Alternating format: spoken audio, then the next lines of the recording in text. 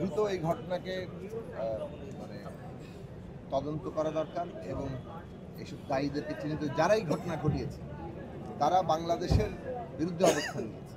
কেননা আমাদের বিচার, সংস্কার এবং নির্বাচন, এইটা আমাদের জুলাই গণঅভ্যুত্থানে আমাদের শত শহীদের রক্তের উপর দাঁড়িয়ে আমাদের গণমানুষের আকাঙ্ক্ষা।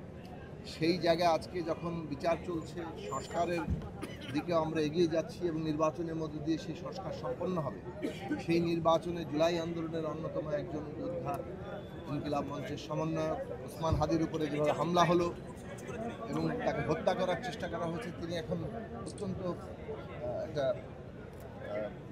কী বলবো ক্রিটিক্যাল কন্ডিশনে আছেন।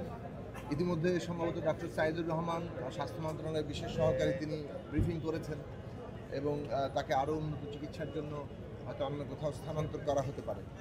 আমরা মনে করি যে ওসমান হাদি জীবন রক্ষার জন্য যা করণীয় সেটা সরকারের দিক থেকে করতে হবে এবং দ্রুততম সময়ে সেই উদ্যোগগুলো নিতে হবে। আমরা দোয়া করি যে তিনি আমাদের মাঝে ফিরে আসুন এবং এই যে আজকে নির্বাচনকে একটা শঙ্কা, অনিশ্চয়তার মধ্যে ফেলার জন্য যারাই যে সমস্ত গোষ্ঠী এই কাজ করছে, এটা তো আমরা জানি, আমরা দীর্ঘদিন ধরে বলেছি যে পতিত ফ্যাসিস্টরা এবং নানাভাবে বিভিন্ন রকম শক্তি আসলে বাংলাদেশের গণতান্ত্রিক উত্তরণের বাধা হয়ে দাঁড়াতে চাচ্ছে।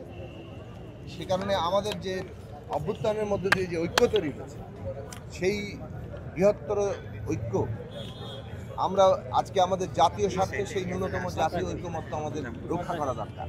ন্যূনতম জাতীয় ঐক্যমত্যের মধ্য দিয়ে আমাদেরকে এই বিচার, সংস্কার এবং নির্বাচনের যে গণতান্ত্রিক উত্তরণের পথ, সেইটা আমাদের অর্জন করতে হবে।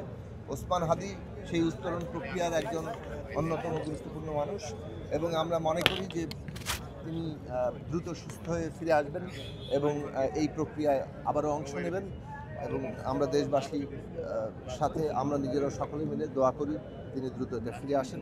সরকারের কাছে দাবি জানাই যে তারা দ্রুত তার চিকিৎসার যত রকম উদ্যোগ নেওয়া দরকার সেগুলো তারা যেন করেন এবং আমরা যদি ঐক্যবদ্ধ থাকি, তাহলে যারা আজকে এই ষড়যন্ত্র করছে দেশের গণতান্ত্রিক উত্তরণকে ব্যাহত করার জন্য, সেটা কিছুতেই সফল হবে না। ফলে এই মুহূর্তে জনগণের ঐক্য, জুলাই আন্দোলনের মধ্যে যে ঐক্যটা তৈরি হচ্ছিল, সেই ঐক্যই আমাদের গড়ে তুলতে হবে।